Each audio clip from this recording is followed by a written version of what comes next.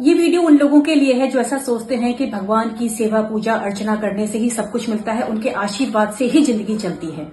आपको बहुत सारे तथ्य बताती हूँ। इसका मतलब ये नहीं है कि मैं नास्तिक हूँ, मैं आस्तिक हूँ, लेकिन ईश्वर को दूसरी तरीके से मानती हूँ। इस दुनिया का सबसे अमीर आदमी इलॉन मस्क है।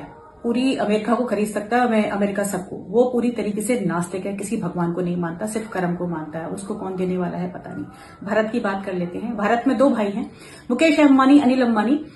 दोनों श्रीनाथ जी के भक्त हैं। दोनों वहां उनके आशीर्वाद लेने के लिए जाते हैं। एक की कंपनी यहाँ है और दूसरे की कंपनी कर्जे में डूब रही है। आशीर्वाद एक को ही मिल रहा है। क्यों? कर्म फल का सिद्धांत है ये।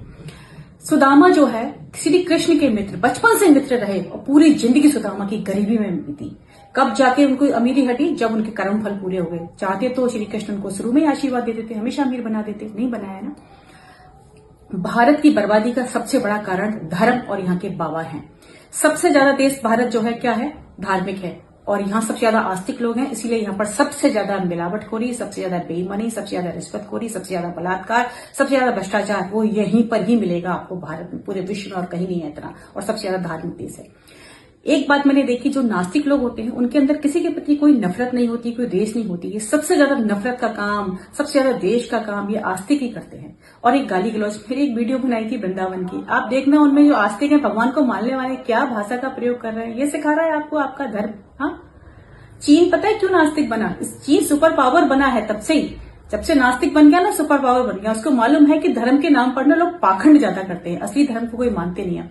असली धर्म क्या है? ईश्वर को यहाँ बिठाओ, उसके ईश्वरी गुणों का विकास करो अपने अंदर। और अपने अंदर जब मानोगे ना ईश्वर को और सत्य को, तो अपने आप आपको सब जगह ईश्वर मिलेगा। अब बात यह है कि आप ईश्वरी गुण तो लाते नहीं हो अपने अंदर एक भी। आप ये पूजा अर्चना जाप तब पूरे दिन इसी में लगे रहते हो। इससे क्या होगा? भगवान इससे खुश होंगे? भगवान सिर्फ एक चीज से खुश होगा, आप अच्छे कर्म करो, भगवान देखो कैसे खुश होता है।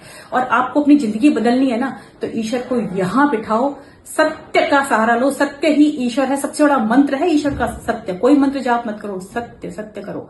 और कर्म फल, अच्छे कर्म करो, वो सबसे बड़ी उसकी सेवा है। आप किसी भी ग्रह की सेवा मत करो, अच्छे कर्म करो, देखो भगवान कैसे खुश होता है। आपकी जिंदगी बदल जाएगी।